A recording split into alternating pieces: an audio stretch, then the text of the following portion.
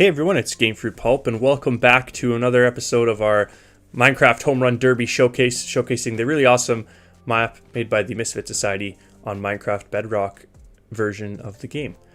This is the fourth episode in the series, so if you haven't seen the previous, be sure to check the playlist with all of them. This is going to be our first episode looking at the American League. We just finished up looking at the National League last episode, so really excited to be looking today at the American League West. We got some cool stadiums. A little bit more interesting, than my opinion, than the ones we looked at in the previous video. So we're going to hop right into it with the Los Angeles Angels and the Angels Stadium of Anaheim. Angels Stadium of Anaheim was opened on April 19th, 1966, so it is 55 years old, quite an old stadium, and it was renovated in 1998 with the cost of the renovation being significantly greater than the cost of the stadium itself. The original construction cost was $24 million, and the renovation cost was $118 million. Today, the capacity is 45,517.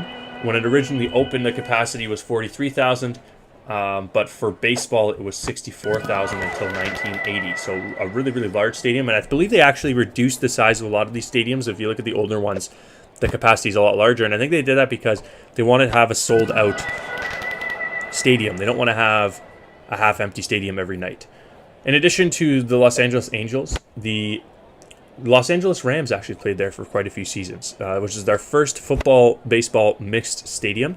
So the baseball team has played there since 1966 until the present, and the Los Angeles Rams played there from 1980 until 1994. In addition, there's been a couple NCAA football teams and some minor league soccer and football leagues operated at the stadium as well. And obviously, because the stadium is so old, there's been quite a few concerts there. Everyone from Chance the Rapper to Kelly Clarkson, and from Boston to Pink Floyd to ZZ Top. So like pretty much every artist genre has performed there. There has been one soccer tournament round actually held there. In the 1996 CONCACAF Gold Cup first round was held there, which included a Canada international game between Canada and Honduras where they won 3-1, and that happened in 1996. There's been some high school football games there. There's been some of everything there. Baseball, concerts, some movies were filmed there, and there was a motorcycle race there as well. So that's our first motorcycle race, I believe, in the series. So, like I said, the older stadiums are always more interesting and always have a more unique feel to them. And obviously, the most memorable part of this stadium is the rock sort of sculpture at center field, which is known as the California Spectacular. So definitely more unique stadiums. We're moving on to our second stadium, which is quite unique, and that is the home of the controversial Houston Astros. We're not going to get into any of that controversy today because this is a map showcase, but for those of you who follow baseball, you'll know why they are controversial. For those of you who don't, you could look it up if you're interested. But Minute Maid Park is quite interesting. It's a brand new stadium, I believe. No, it is not. It is not new. The Texas Rangers Stadium is new. This stadium was built in 1997. They broke ground, and it opened in March 30th, the year 2000. So it is 21 years old, and it was renovated in 2010. The original construction cost was $250 million, and the capacity is always changing, but from 2017 to the present, it's 41,000, and when it opened, it was 20,000. The record attendance was in 2001, and that is 44,203 people. The stadium has held a few different interesting events.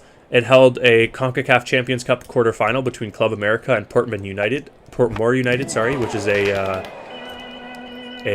team from Jamaica. It has held only the Astros for a consistent period of time, but there's also been quite a few concerts there. And Rachel Ray, the celebrity chef, held a mass wedding there for 40 couples who were unable to get married during Hurricane Ike. And that's really all there is to Minute Maid Park, which is just in time because we're moving on now to Oakland Coliseum. And Oakland Coliseum is an interesting one because it is so old. Oakland Coliseum was opened September 18th, 1966, so 54 years ago. And it went through a serious renovation in 1995 to 1996. The original operating construction cost was $25.5 million, and the renovation cost was $200 million. The current capacity for baseball is 46,847, but that is expandable to 56,782 without tarps. I don't know what that means, but that is what I was told. I think that they tarp off part of the field because it is too big and there's not enough people to fill the seats. Oakland Coliseum is interesting because it's the only stadium that I know of in Major League Baseball to hold baseball and football for an extended period of time. From 1968 until the present, it's been the home of the Oakland Athletics, but from 1966 to 2019, it was also home of the Oakland Raiders. In addition, the San Jose Earthquakes, a Major League Soccer team, played there in the 2008-2009 season. And because it is so old, there is tons of notable events. There's been an international friendly between Mexico and Iran. And I'm certain there's been lots of concerts there, but I cannot find a list for this stadium. I know that the first concert in 1969, I believe, was the Rolling Stones, but other than that, I don't know anything else about the stadium. This is an older stadium, not much uniqueness in the actual architecture, but quite a bit of uniqueness in the history. So all of these stadiums in this group have something interesting to offer, in my opinion. Moving on now to T-Mobile Park and the home of the Seattle Mariners. This stadium was opened in July 15th, 1999, so 22 years ago. And the construction cost was $517 million. It has a capacity for baseball of 47,929 people and a capacity for football of 30,144. But there's only been one football game, to my knowledge, played there, and that is the Seattle Bowl, which is an NCAA final, and that occurred in 2001. The Mariners have played there from 1999 until the present, and there has been a WWE WrestleMania 19 was held there in 2003, and that had a capacity of 54,000. There is one college football game that's been played there, and that again was the Seattle Bowl, and that was in 2001 between Georgia Tech and Stanford. There has been an international friendly between the United States and Honduras, as well as the 2002 CONCACAF Gold Women's Cup first round and semifinal. There has been about a dozen concerts there. Again, your range of people from Paul McCartney to Fall Out Boy and Weezer. And some other interesting things. The stadium was home to the Microsoft annual employee meeting until 2012. And there's been some presidential rallies there. There's been numerous high school graduations, and that's pretty much it for T-Mobile Park, which used to be called Safeco Field, which is what I knew it as, but did not know it recently went through a name change. Moving on to our last field, this is an interesting one, Globe Life Field, because as I incorrectly mentioned earlier, this stadium is brand new.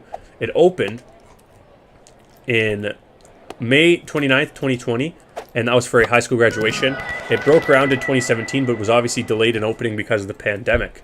It cost 1.1 billion American dollars to build, and it has a capacity of 40,300 people. It is the home of the Texas Rangers, the Blue Jays, at one point biggest rival. Today, not so big. But because it's brand new, there's not very much to mention about the actual events that have happened there. There's a college football game scheduled between Army and Air Force in November.